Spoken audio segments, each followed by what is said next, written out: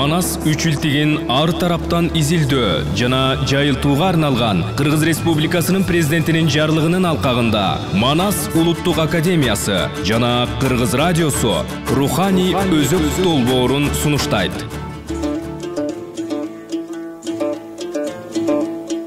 Бул долбоор кыргыз элинин кенже эпосторун жана элдик поэмаларын кеңири жайылтуу, улуттук маданиятка көңүл буруу максатында радио берүүлөрдүн сериясын даярдайт. Эртабылды эпосунун кара сөз варианты. 19-чу уктуруу. Микрофондо Кыргыз Республикасынын эмгек сиңирген артисти Чыңгыз Мамаев. Элдияр жапсарлуу жерди чабыттап, адырлуу жерди чабыттап, жалгыз жарым киши таап алып сүйлөшөйүн. Бул элди калмактар бирип, ою менен олжого кирип калган турбайбы деп турган эле.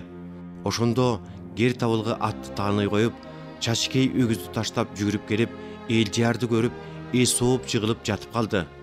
Элдияр чачкейдин бетине суу сээп, эс алдырып, Табылдынын амандыгын айтты. Акыреттик жолдошуң Табылды сага салам айтты. Элин сагынды. Сапарда кезинде Саадактын огу ашыгына тийип араң алынды. 6 сан жылкы малыңды ажыратып бергенбиз. Жакшы айыгып кете албай жолдон кыйнала түштү. Айлан кетсе ажалга себеп, дарыңды бере көр. Ардагың жалгыз жарыңды 6 күндө көрөрсүң. Сөздүн кыскасы ушул. Эми уста чал аман жүрөбү. Ушундан сөздү козгочу. Амандыгын угуп, мен дагы акылымды жыяйын. Айылга ким башчы болгон? 40 жигит эрмек не болгон? Ошолорду айтчы. Ошондо чачкей: Аяш атам уста кем аман жүрөт. Мал башы болгон. Арамзада чоң калмак Алтыбай эл башы болгон. Эртабылды 40 жигити менен чал калмак көздөй кеткенде элге кабар угулуп, жайлоону көздөй көчкөнбүз. Кудайназар куу какпаш жасоосун курап, жарагын салып, тире албаган кишини чаап алам деп камынып, Табылдынын жоктугунан пайдаланып, чал калмакка кабылса өлбөгөндө нетти. Ага ажал жетти деп чоң нарынды кечирип, катаган элиңди айдап алган көчүрүп, күн батыш көздөй басып, көгарттын белин ашканбыз. Көп айдан бери ушундай азап тарттык. Анжиянга келип конуп, айткандай болдук. 6000 үйдү катаган 60 бие союп, Алтыбайды кан көтөрүп койдук. Кудайназар какпашты аксакал кылып алдык. Урук-урук болуп бөлүнүп, ушундай ишке калдык. Жааматтуу элдер өзүнчө ар жерден кетип, сууга көчүп баратышты. Табылдынын бирөөсүн олжо кылып алышты. Ушинтип талоонго түшүп, башыбыз азапка малынды. Кыз менен энем кой багат. Шайымбетти жетелеп, аяшың отун алып от жагат. Силерди келер бекен деп күндө зарланабыз. Калмактар күндө какшап, тийгин мага деп күйөө болушат. Мен отунга кеткенде аяш балаң Шайымбет бозола болуп жалдырап тамак издейт. 40 жигит кайда, эл кайда, кымбаттуу нарын жер кайда? Сөздүн кыскасы ушул. Кыйноосун тарттык залимдин, кырааныңдан ажырап, кыргызың бүтүн бейпайда. Башканы айтып нетейин, өз кордугум айтайын. Көрбөгөнүм көр, кирбегеним жер болду. Отун алып от жагып, балам үчүн жан багып, маңдай кара тер болду. Шайымбетти көкбөрү кылып тартам деп, көпкөн калмак октолуп турганда ичим жалындап чок болду. Менден талап кылып жатканда кайрылган киши болбоду. Ушуну айтып, чачкей сөзүнүн аягына чыкпай эс сооп жатып калды. Элдиярдын зээни кейип, чачкейди эс алдырып, калган сөз болсо дагы сүйлөшөрбүз аяш деп өгүзүн айдатып жиберип, аттанып атасы устанын айрын көздөй бет алып жүрүп келе жатты. Кудайназардын балдары жигит жалаңы менен аңуулап, кыргоол карап, чачкейдин жанынан бөлүнүп келе жаткан Элдиярды көрүшүп, буйгат жерден бугуп турушуп, кармап алышты дагы Алтыбай канга алып барышты. Ошондо Алтыбай кан Элдиярдан минтип сурайт. Чал калмакты кууп барып, чар тарапты чалып, калмакты кырып качырып, калың олжо алган, бириң минге татыган, баарың баатыр экенсиң. Башкан келдиң бирөөң жок, Табылды кайда калды? Сен кайдан келдиң? Кабарымды угуп кайраттанып чыктыңбы? Алтыбай оолуп, ачуусу келип алаңдап барып, бир аз соолукту. Анда Элдияр Алтыбай канга мындай дейт: Каным, алым эч калбады. Табылдыны багам деп жаным азап тартты. Биздики сизге айтпасам да маалым. Алтыке, чалгалмак менен алыштык. Бетте шалбай, качалбай, 1-2 ай токтоп жаттык.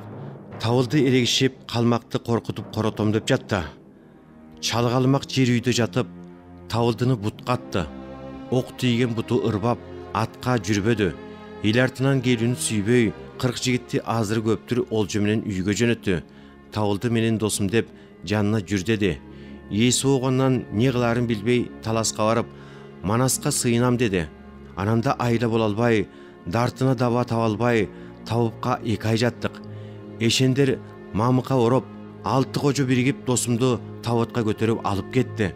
Мен не кыларымды билбедим. Байкасам дайыны чыккан жок. Кожолор сөзүмдү уккан жок. Бүгүн жер чалып, төгөрөккө бардым. Жата берген Алтаке, кас кайтарар душман жок.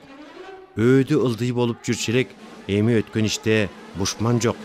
Элдияр минтип басылганда Алтыбай көтөрүлүп кайрасылды. Атаңдын көрү Элдияр, сенин башыңды кесем. Колу бутуңду байлап, ор башына алып барып жайрагыла. Колуң кадап, абама алып баргыла. Айыл сайын жетелеп, элге санат кылгыла. Тавылдынын өлгөнүн уккула. Ачууңар келсе, аябай мыктап ургула. Элдияр жалгыз келгенин элге билдиргиле. Алтыбай минтип бакырып, эл көрсүн деп баарын чакырып, калкты катар тургузуп, карсылдатып урдуруп, атып салам деп мылтыгын октоп сундуруп, атмак болгондо уста карабаш болуп, калайыктын баары жан соога, каным жан соога, жалпы журтка бир соога, кашык кан сурайбыз, каным сизден чоң соога деп чуркурап бакырык салышты. Баар тегиз барып, Элдиярды ажалдан алып калышты.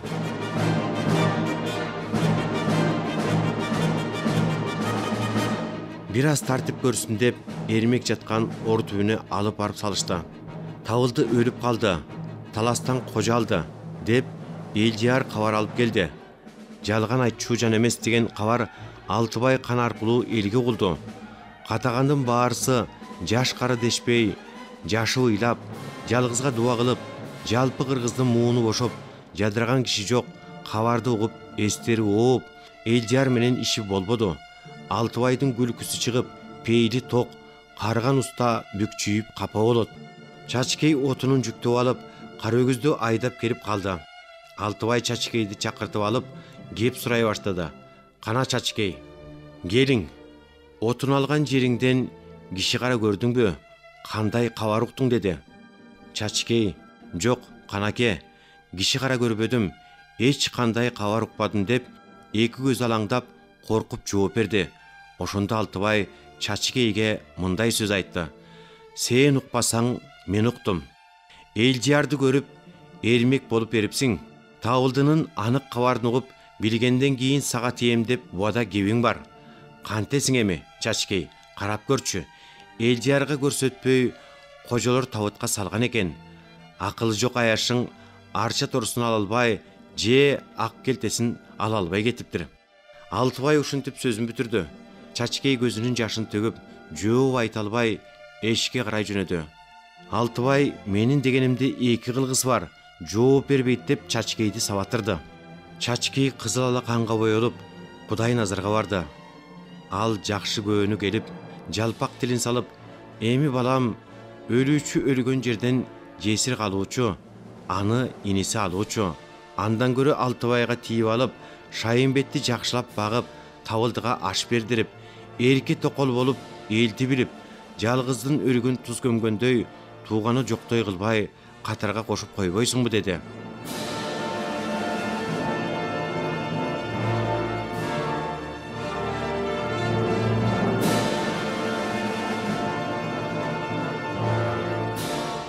Урматтуу радио окуучулар, сиздер Манас улуттук академиясы менен Кыргыз радиосу тарабынан даярдалган Руханий өзөк долбоорунан Эр табылды эпосунун кара сөз вариантын угуп жатасыздар. Уландысын шейшемби күнү ушул маалда улантып уктурабыз. Эр табылды эпосун кара сөзгө айлантып кагазга түшүргөндөр Талантаалы Бакчиев, Айгерим Кубанычбекова. Текстти көркөм окуган Кыргыз Республикасынын эмгек сиңирген артисти Чыңгыз Мамаев, режиссеру Жыргаламанова, редактору Жаныбек Эсеналиев.